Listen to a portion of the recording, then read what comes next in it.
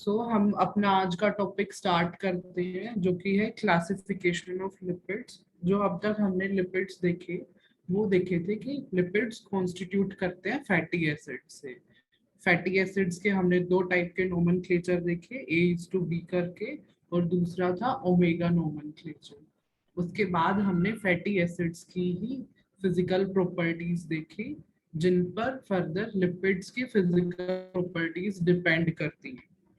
तो अगर हम स्टार्ट करें क्लासिफिकेशन ऑफ लिपिड्स, तो क्लासिफिकेशन दो टाइप से की गई है। First is function based. तो लिपिड्स के दो इंपॉर्टेंट फंक्शंस क्लासिफाई करे गए हैं। The first one is storage lipids, कि लिपिड्स को हम as a storage molecule use करें। और उनमें दो क्लासिफिकेशन फर्दर आती है जो कि वेक्सेस और ट्राइएसाइल ग्लिसरॉल। स्टोरेज लिपिड्स में भी यही दोनों है। और जो हम सिंपल लिपिड्स जो कि स्ट्रक्चर बेस्ड क्लासिफिकेशन है, हम स्ट्रक्चर के अकॉर्डिंगली उनको क्लासिफाई कर रहे हैं। उसमें फर्स्ट है सिंपल लिपिड्स जो कि है वेक्सेस एंड ट्राइएसाइल ग्लिसरॉल। तो हमने पहले भी स्टोरेज मॉलिक्यूल्स की तरह देखा था, जैसे कि कार्बोहाइड्रेट्स ग्लाइकोजन की फॉर्म में हम स्टोर कर रहे थे। तो यहाँ पर लिपिड्स में हम ट्राइएसाइल ग्लिसरॉल और वेक्सेस की फॉर्म में पर्टिकुलरली स्टोर कर रहे हैं। तो क्या डिफरेंसेस आए, हमें लिपिड्स पर शिफ्ट क्यों होना पड़ा, वो हम इन सब में देखेंगे। फर्दर स्ट्रक्चर बेस्ड क्लासिफिकेशन में हम देखते हैं कॉम्प्लेक्स लिपिड्स। कॉम्प्लेक्स लिपिड्स में हम देखेंगे कि या तो वो फोस्फेटिक एसिड बेस्ड होंगे या फिर स्फिंगोसाइन बेस्ड होंगे। मींस जो उनकी स्ट्रक्चरल यूनिट होंगी वो ये दोनों होंगे। इनके बेस लिपिड मॉलिक्यूल्स बनेंगे एंड इन दोनों में ही एस्टेरिफिकेशन रिएक्शन होती है। इन दोनों में ही एस्टेरिफिकेशन रिएक्शन होती है एंड एस्टर बॉन्ड्स की प्रेजेंस होती है। बॉन्ड्स की हमें याद रखना है कौन से बायोमोलिक्यूल्स में कौन से बॉन्ड्स थे। यहाँ पर लिपिड्स में जनरली एस्टर बॉन्ड्स मिलते हैं। कहीं कहीं पर फोस्फोडाइएस्टर बॉन्ड्स भी मिलेंगे, इन्हीं में एक्सेप्शन है लिपिड्स में ही। और कहीं पर एथर बॉन्ड भी मिलेंगे। जैसे हम प्रोटीन्स में सिंपल क्या कौन से बॉन्ड्स प्रेजेंट थे प्रोटीन्स में, चैट बॉक्स में लिखो। कार्बोहाइड्रेट्स में कौन से बॉन्ड्स प्रेजेंट थे, प्रोटीन्स में पेप्टाइड बॉन्ड प्रेजेंट था। कार्बोहाइड्रेट में कौन सा बॉन्ड प्रेजेंट था, ग्लाइकोसिडिक बॉन्ड। यहाँ पर एस्टर बॉन्ड्स है। कॉमन अगर हम बात करें तो कौन सा बॉन्ड प्रेजेंट है, एस्टर बॉन्ड है। बट एक्सेप्शंस हैं, फोस्फोडाइएस्टर बॉन्ड्स भी हैं इधर एंड एथर बॉन्ड भी है। That fine. हमें पीछे का भी साथ में याद रखना है, लिंक बना के रखो। और जब हम ड्राइव लिपिड्स की बात करते हैं तो इनमें ये पर्टिकुलर लिपिड्स होते हैं या तो इनके मेटाबॉलिज्म से बने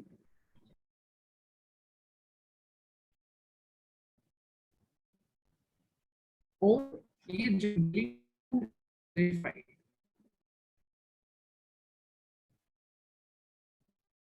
प्रोडक्ट्स होते हैं। बट अगर हम स्टार्टिंग करें लिपिड्स की ही, तो जनरल क्लासिफिकेशन या इनके जनरल प्रॉपर्टी जो हमने शुरू में वो सब में रहेगी क्या है, ये हाइड्रोफोबिक नेचर होते हैं और वाटर में इनसॉल्युबल होते हैं। ये एक कॉमन फीचर है जो ये सब शेयर करते हैं। हम इधर फंक्शन बेस्ड हो या फिर स्ट्रक्चर बेस्ड हो। तो फर्स्ट हम स्टार्ट करते हैं वेक्सेल से। ये जनरल जो इसका बताया गया वो सब क्लियर है। ओके।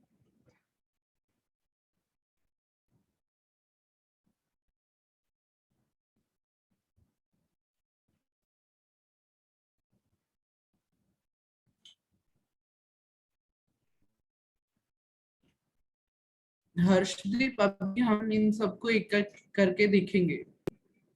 अभी आ रही है वो जो भी क्लासिफिकेशन थी, वो एक एक करके हम सबको देखेंगे। हम स्टार्ट कर रहे हैं अपना स्ट्रक्चर और फंक्शन बेस्ड में। पहला था जो था वेक्सेस। अभी मेरी वॉइस आ रही है सबको?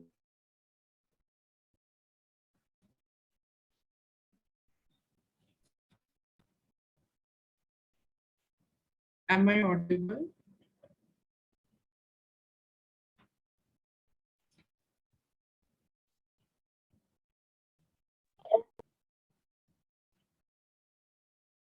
Okay, wait, let me check my internet connection.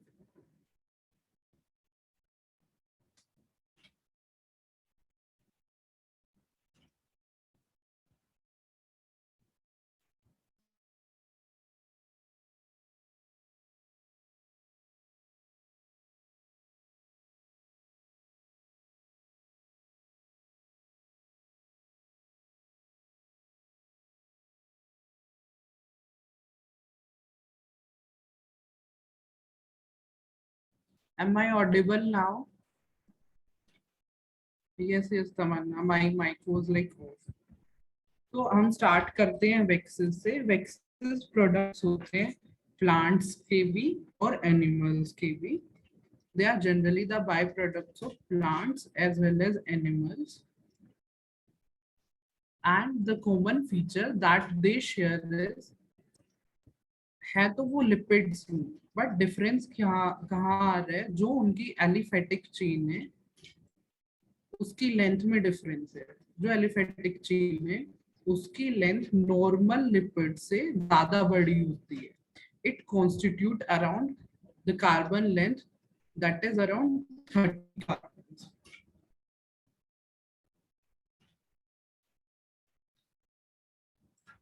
Even in microorganisms, these vexes are present.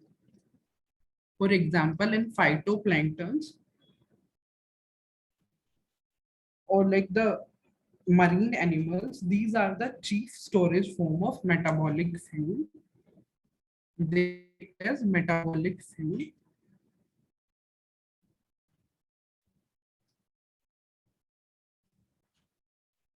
They show water repellent properties. They show water repellent properties.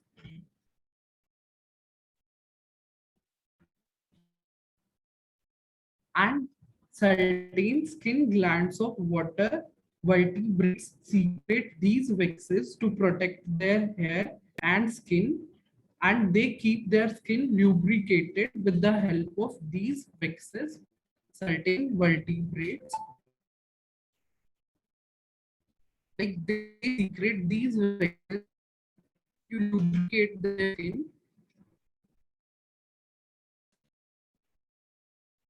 Like these are the general properties, like exploitation of vexes around microorganism, plants as well as animals. The one of the important vexes that is generally understood is bee vex.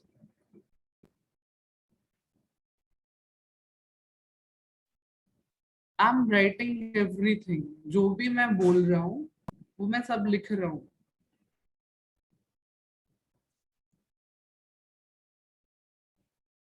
ये सब जो भी waxes थे microorganism, plants और animals में different use के लिए exploit किए जाते हैं। From metabolic fuel to water repellent and for their lubrication of their skin. But जो कॉमनली स्टडीड वेक्स है वो है बी वेक्स, जो सीक्रेट करती है honey bees. This is produced by honey bees. और इसका जो कॉम्पोजिशन है, it constitute the palmitic acid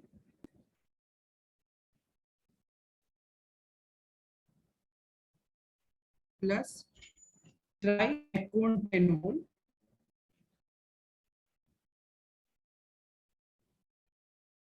and this alcohol here is of 30 carbon. अभी जब हम देखेंगे ओ लिपिड्स या फिर जो दूसरा न्यूट्रल लिपिड है, सिंपल लिपिड है, वो है try acyl glycerol. Main difference यहीं से समझ आ जाएगा, ग्लिसरॉल में तीन ही कार्बन की चेन होती है और उन्हीं तीन कार्बन पे ऐसे एलिफेटिक चेन्स ज्वाइंट होती है। पर यहाँ पर जो अल्कोहल जो बेस है वो 30 कार्बन लेंथ का है। अब समझ आया डिफरेंस? जो अल्कोहल की जो लेंथ है वो 30 कार्बन है। This is the main difference है।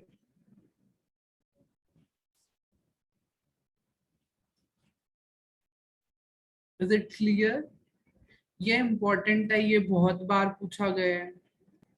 बस एक ही बी वेक्स की कॉम्पोजिशन हमारी लाइक रेफरेंस्ड बुक में गिवन है और वो ये है, दैट इज बी वेक्स, और वो बहुत बार पूछा जाता है। Yes yes Ankish. जो अभी हम नेक्स्ट जो लिपिड देख रहे हैं वो एक ट्राई असाइल ग्लिसरॉल है या एक ग्लिसराइड है। उसमें जो अल्कोहल की बैकबोन है वो सिर्फ 3 कार्बन की है। उसके बाद जब हम स्पिंगोसाइन देखेंगे, उसकी भी कार्बन की जो चेन की लेंथ है, जो उनका बैकबोन है, उसकी इतनी बड़ी नहीं होती है। तो यहाँ पर चेन लेंथ का ही डिफरेंस है। Is it clear Lata?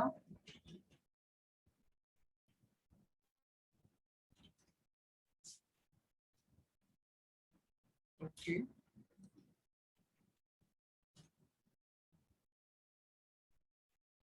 Next lipid that we have is triacylglycerol,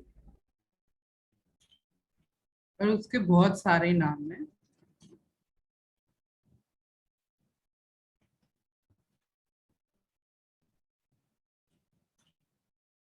हाँ, 3 कार्बन होंगे तमन्ना ट्राइसाइल ग्लिसरॉल। 30 की चेन वेक्सेस में थी। अभी हम देख रहे हैं ट्राइसाइल ग्लिसरॉल। ट्राइसाइल ग्लिसरॉल के बहुत सारे नाम हैं, जैसे कि ट्राई ग्लिसराइड्स भी बोलते हैं, सिंपल फैट्स भी बोलते हैं। अगर कहीं पर सिर्फ फैट्स गिवन हो तो हम इसको रेफर कर रहे हैं, और इनको हम न्यूट्रल फैट्स भी बोलते हैं।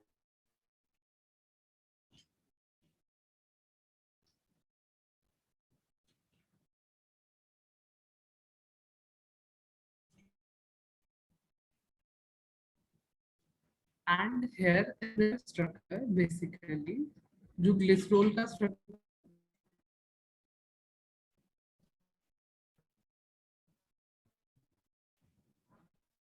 This is the structure of glycerol. अभी मुझे ये बताओ कि ग्लिसरॉल ऑप्टिकली एक्टिव है या नहीं है?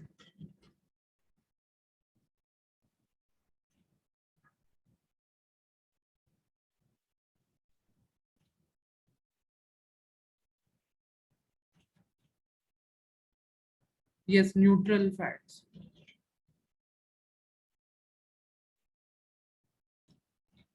यस, ये ऑप्टिकली एक्टिव नहीं है। आगे हम इसको ऑप्टिकली एक्टिव कन्वर्ट करेंगे, जो हमारा लाइक कॉम्प्लेक्स लिपिड्स थे उनमें इसको हम ऑप्टिकली एक्टिव कन्वर्ट करके फर्दर अलग से लिपिड्स कंस्ट्रक्ट करेंगे।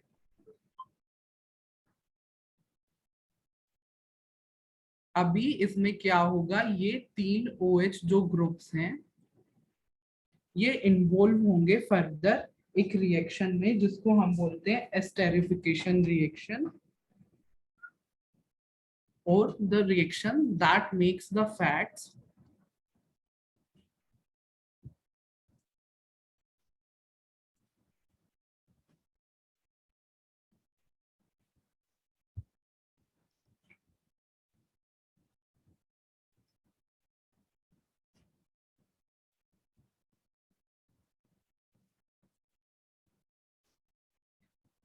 ये कौन सा यहाँ पर फैटी एसिड यूज हुआ है?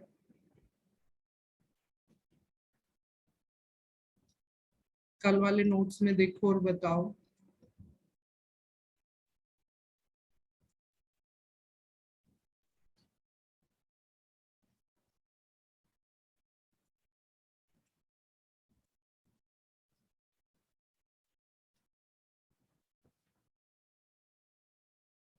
कल वाले नोट्स में देखो और बताओ कौन सा फैटी एसिड यूज किए।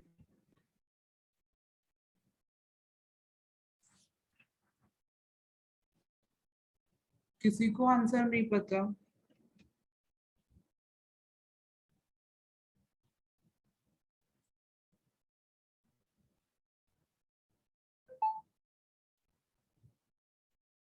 Yes, palmitic acid.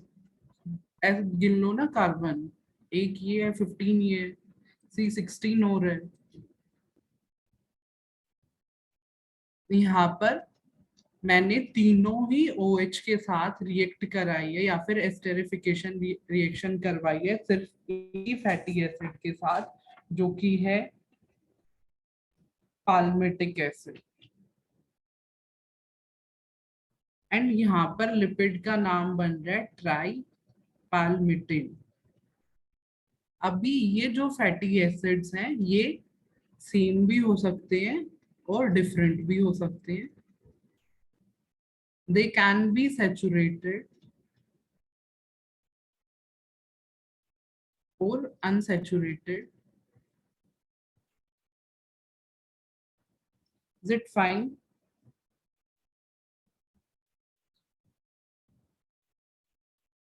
Further on reaction with NaOH, जो इसकी अगर हम NaOH के साथ रिएक्शन करवाएंगे तो फिर से ग्लिसरॉल बना देगा। And this particular reaction, this is known as saponification.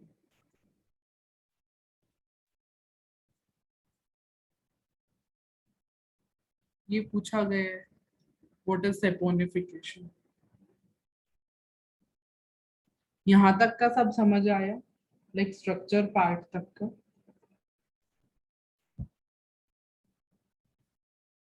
अभी मैं इसी स्लाइड पे रहूंगा, तो अभी बताओ यहाँ तक समझ आया। यहीं से हमें चीजें नोटिस करनी है फर्दर, जो हमें आगे पढ़नी है।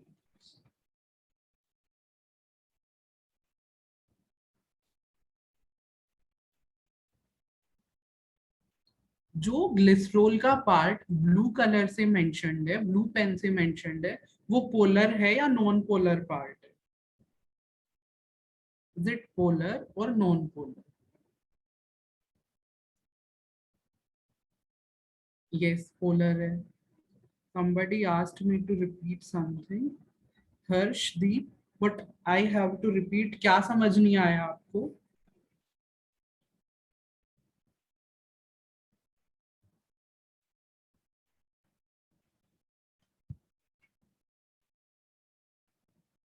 सेपोनिफिकेशन, सेपोनिफिकेशन का जस्ट ये है, जो ये पार्ट है यहाँ पर, ये अलग हो जाएगा। यहाँ से ये रिएक्शन जो थी ये इनको अलग कर देगा और इनके साथ Na जुड़ जाएगा और ये फर्दर अपना H गेन कर लेंगे और ये क्या बना देगा? ग्लिसरॉल।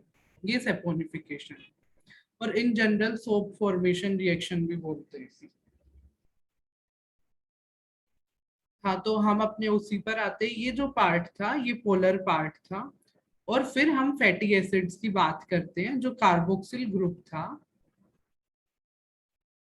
ये क्या पार्ट था? नीचे तो ये चेन थी। अगर मैं पाल्मिटिक एसिड की बात करूं तो ये इसका हेड था और ये नीचे चेन थी। ये कौन से नेचर का है, पोलर या unpolar? Non polar, sorry. Yes, right, polar. तो इधर इस पर्टिकुलर रिएक्शन में polar reacts with polar and form a bond, and the product, that is the final product, it is non-polar in nature.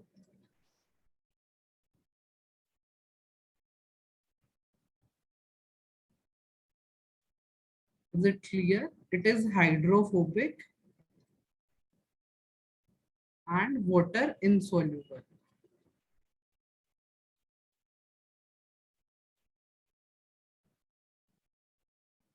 Is it clear? These are the physical properties of like triacyl glycerols.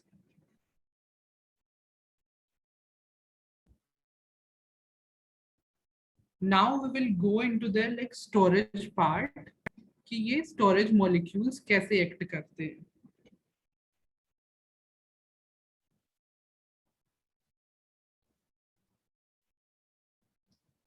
तो generally triacyl glycerols, these are broken down by lipases.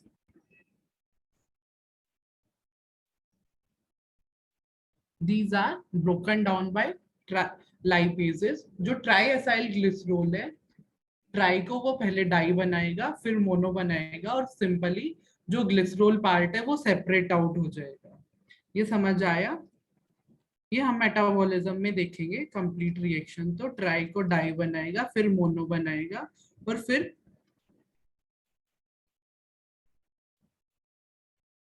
जो fatty acid है और glycerol है उन दोनों को separate out कर देगा।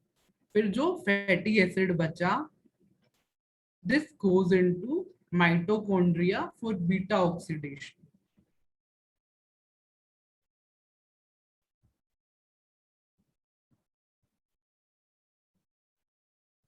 और कहाँ पर स्टोर होते हैं जनरली ट्राइएसाइल ग्लिसरॉल्स? जो हमारे लाइक बेली फैट होता है, और लाइक जो ओबीज पीपल होते हैं उनके मेमोरी ग्लैंड्स, और जो बेली फैट होता है उनमें ये ट्राइएसाइल ग्लिसरॉल स्टोर होते हैं।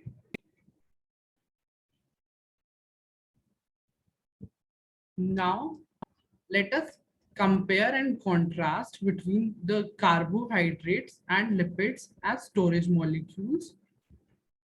तो लिपिड्स के पास एक्स्ट्रा क्या एडवांटेजेस हैं जो हम उनको स्टोरेज मॉलिक्यूल्स यूज करते हैं? द फर्स्ट थिंग इज, जब लिपिड्स की लाइक कैटाबॉलिज्म प्रोसेस होता है, उनको हम तोड़ते हैं एनर्जी बनाने के लिए, तो जो एनर्जी रिलीज होता है वो ज्यादा होता है। पहली चीज ये। दूसरी चीज, हम जब ग्लाइकोजन को स्टोर कर रहे थे तो वहां पर ग्लाइकोजन के साथ वो हाइड्रेटेड फॉर्म में स्टोर हो रहा था। मींस अगर हम 2 ग्राम पॉलीसेक्राइड का ले रहे थे तो 1 ग्राम वाटर का उसके साथ स्टोर करना पड़ रहा था, जबकि ऐसा लिपिड्स के साथ या ट्राइएसाइलग्लिसरॉल्स के साथ नहीं होता। वो बिल्कुल अनहाइड्रेटेड फॉर्म में स्टोर होते हैं।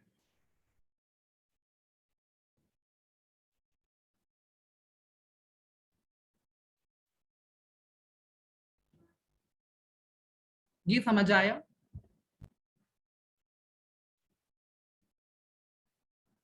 और ये एनर्जी रिलीज सिर्फ ज्यादा ही नहीं है, इट इज नियरली ट्वाइस।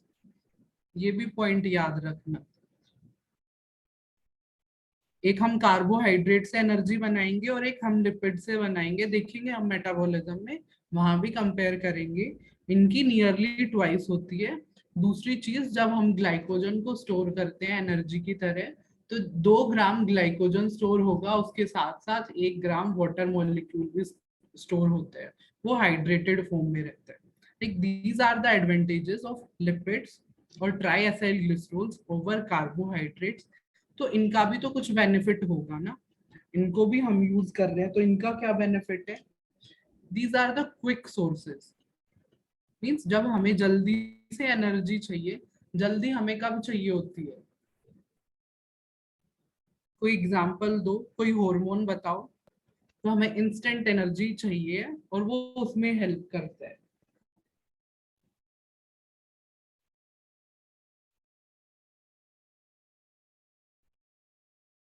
ये एफ सुना है? फाइट, फ्लाइट, और कुछ एक और तीसरा एफ होता है, यस, एड्रेनलिन। तो जो क्विक सोर्सेज होते हैं, जब हमें चाहिए होती है एनर्जी, तो वो हम कार्बोहाइड्रेट से डिराइव करते हैं।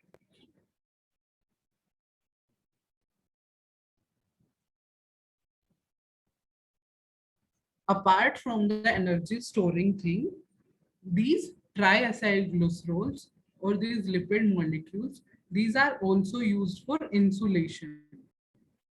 इंसुलेशन के लिए कौन यूज करता है जनरली? Seals, walruses, penguins.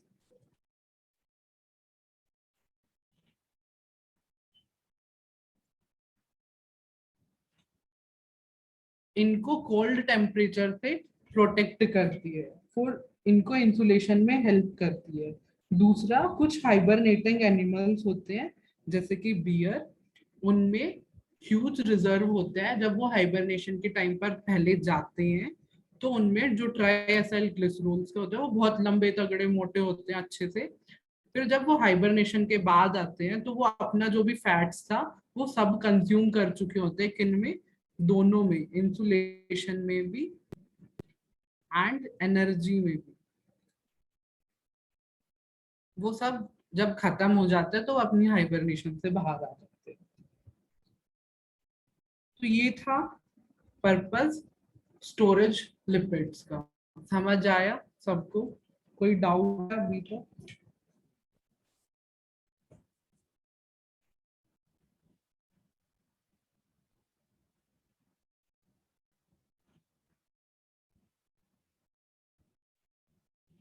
कोई डाउट हो तो चैट बॉक्स में लिखो, नहीं है तो बताओ कि डाउट नहीं है।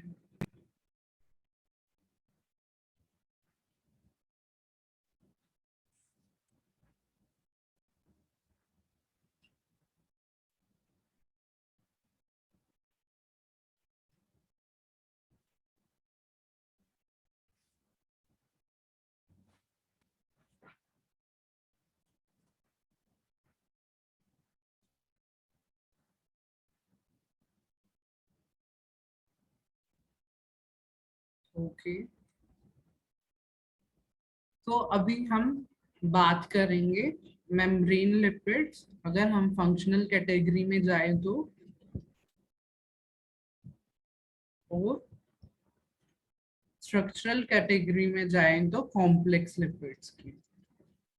यहाँ पर मेम्ब्रेन की बात हो रही है, तो मेम्ब्रेन के बारे में तुम लोगों को क्या क्या पता है वो चैट बॉक्स में लिखो। और मेम्ब्रेन के बारे में, that is related with lipids.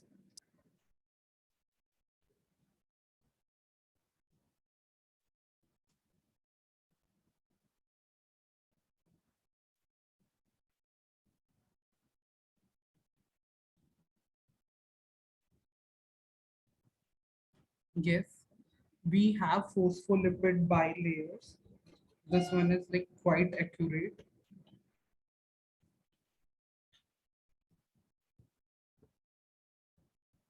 What is the composition of lipid bilayer? Composition क्या होगी? सबसे ज्यादा क्या प्रेजेंट होते हैं?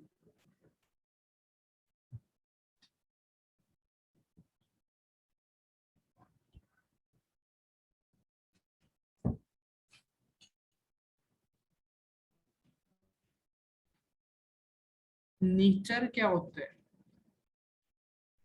Polar, non polar,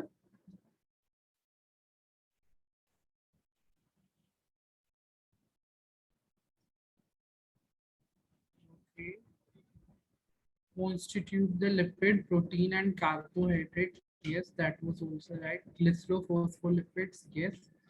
Somebody said polar. No, Tamanna. Polar nature नहीं होता. Yes, amphipathic होते हैं. तो कोर में क्या होता है?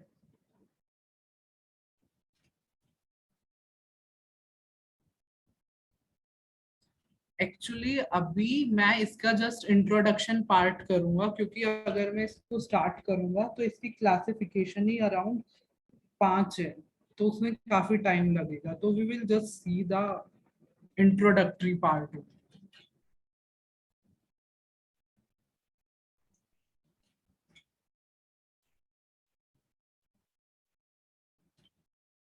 Outside we have polar heads and inside we have,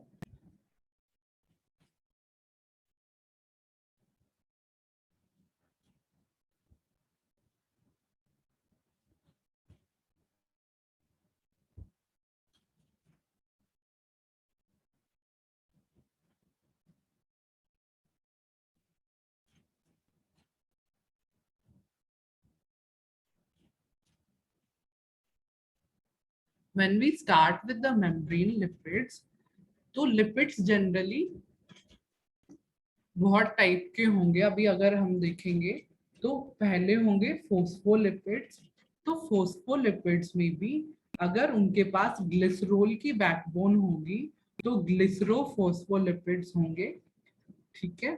और उस ग्लिसरोफॉस्फोलिपिड्स में भी अभी हम देख रहे थे ट्राई एसाइल ग्लिसरॉल में भी क्या था, एक ग्लिसरॉल की बैकबोन थी और 3 फैटी एसिड्स ऐसे अटैच्ड थे।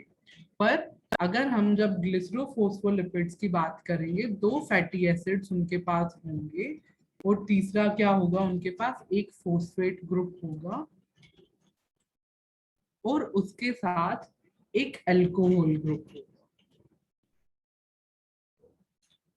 Now based on the different types of alcohols हम ग्लिसरोफॉस्फोलिपिड्स को भी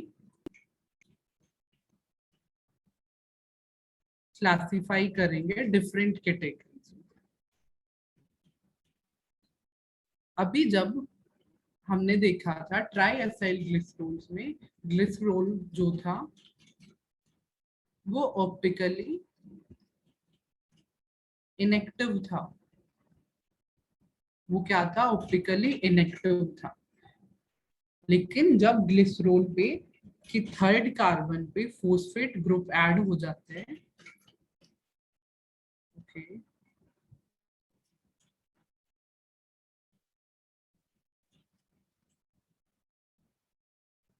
this makes it optically active.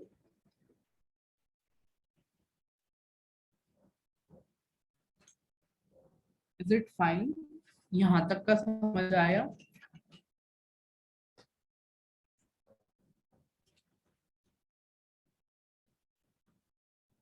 Now अभी यहाँ पर जो ये O है, ये दो अगर देखे तो यहाँ पर अभी -2 चार्ज आ रहा है। चार्ज क्या आ रहा है, -2 आ रहा है। अभी इस O के साथ या तो एक अल्कोहल कनेक्ट होगा, अगर उसको सिंपली H जोड़ देता हूं मैं इधर, that is the first classification. इसके साथ अगर मैं H कनेक्ट करता हूं तो it forms phosphatidic acid. Phosphatidic acid.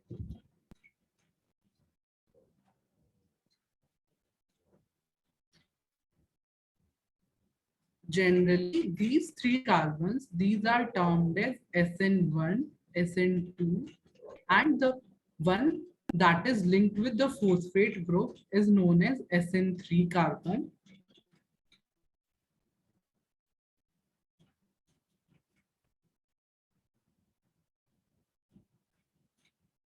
When this like is attached, hydrogen is attached, what is the charge on this particular group or this phosphatidic acid? What is the charge here?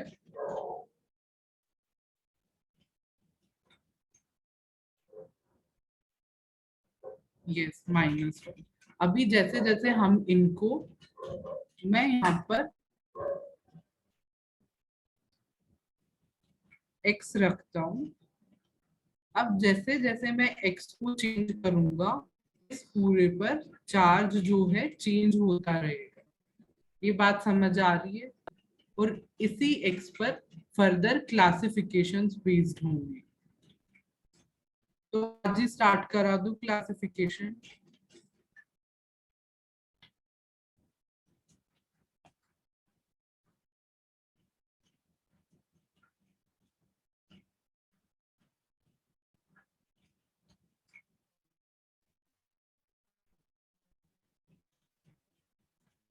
Okay, somebody said no, somebody said एक ही देख लेते हैं, ज्यादा नहीं देखते, देख लेते हैं, फिर यहीं से कंटिन्यू कर लेंगे। अभी ये जो स्ट्रक्चर है ये सेम रहेगा, मैं जस्ट एक्स को चेंज करूंगा, ये स्ट्रक्चर सेम रहेगा। तो फर्स्ट वन इज लेसिथिन।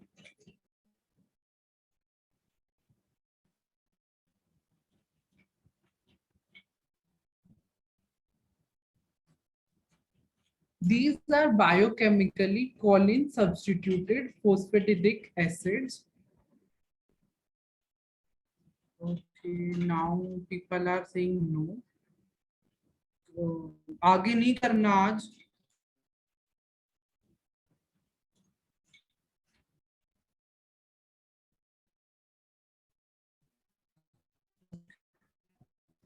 अभी अगर तुम लोग स्ट्रक्चर भरा रहे हो तो ये अभी पूरी जो यूनिट बची है उसमें जस्ट स्ट्रक्चर से ही बचे।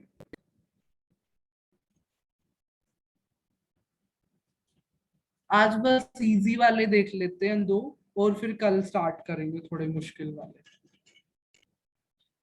तो जो एक्स ग्रुप था उसमें हमें रिप्लेस किया गया है कॉलिन से। एक्स क्या है यहाँ पर, कॉलिन ग्रुप है। ये अभी क्या बोल रहे हैं, बस एक देख लेते हैं, ज्यादा नहीं देख रहे। और कॉलिन का स्ट्रक्चर क्या है, ये।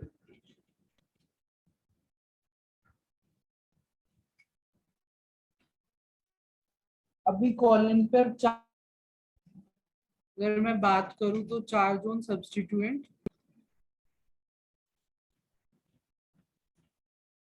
+1 चार्ज है।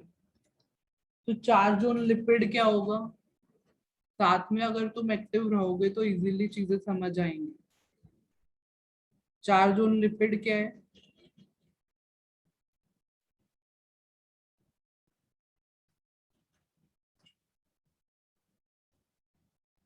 लिखो चैट बॉक्स में। 0, यस। वहां पर जो हमने पीछे स्ट्रक्चर छोड़ा था उसमें -1 चार्ज था। अभी एक्स पर डिपेंड करेगा, यहाँ पर एक्स पर क्या चार्ज आ रहा है, +1। तो फाइनल चार्ज क्या आ गया, 0 आ गया।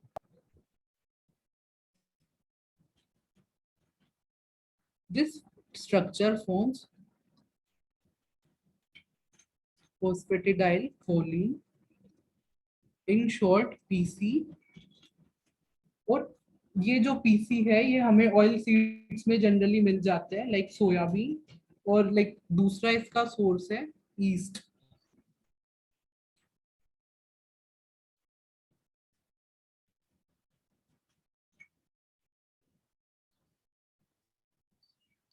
And the function that these lecithins provide, it is the transportation and utilization of other lipids। Function क्या है इनका, ट्रांसपोर्टेशन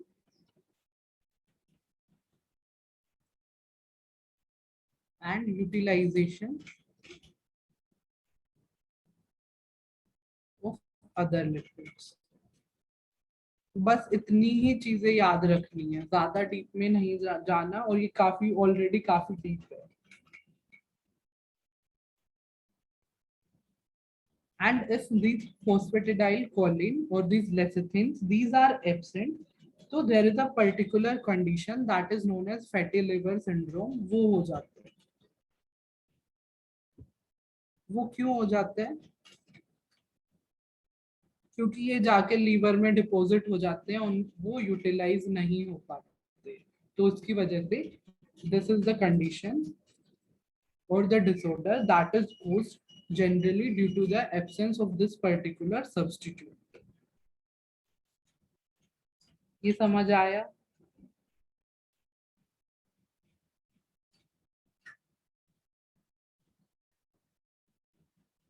इज इट क्लियर। तो आज इतना ही कर रहे हैं और फिर हम कल देखेंगे। That's all for today.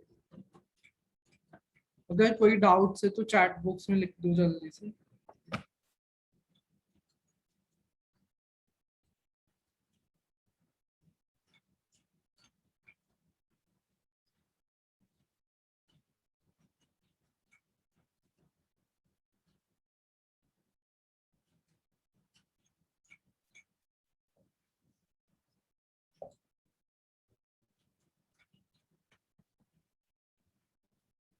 And या अगर किसी को रिपीटेडली लेक्चर्स देखने हैं तो you guys can subscribe and ask Gaurav sir to provide you the link for Google classrooms. वहां पर डेली क्लासेस अपलोड होती रहती है। ओके गुंजन, फोस्फेटिक एसिड का स्ट्रक्चर एक्सप्लेन कर दो। वहां पर जो फोस्फेट के साथ जहां हम एक्स को कनेक्ट कर रहे हैं वहां पर एच।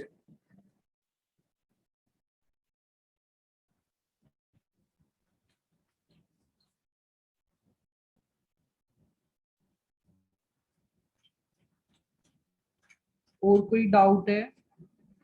जहां पर हम H को कनेक्ट X को कनेक्ट कर रहे हैं वहां पर H है बस।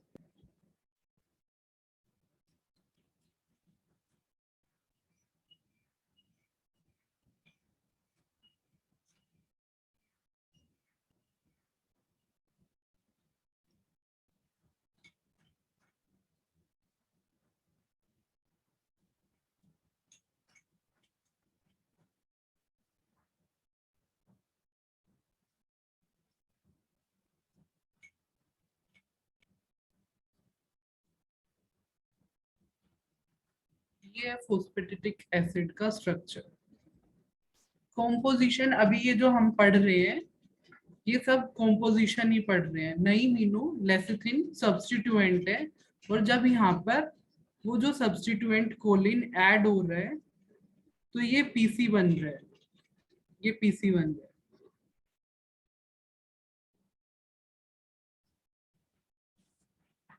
या फिर in general the common name you can say that it is the common name.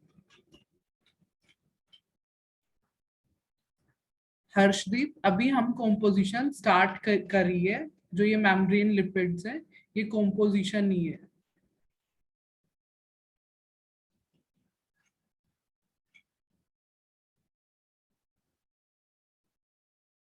Okay, that's all for today. You can ask me in like personal or in the group too.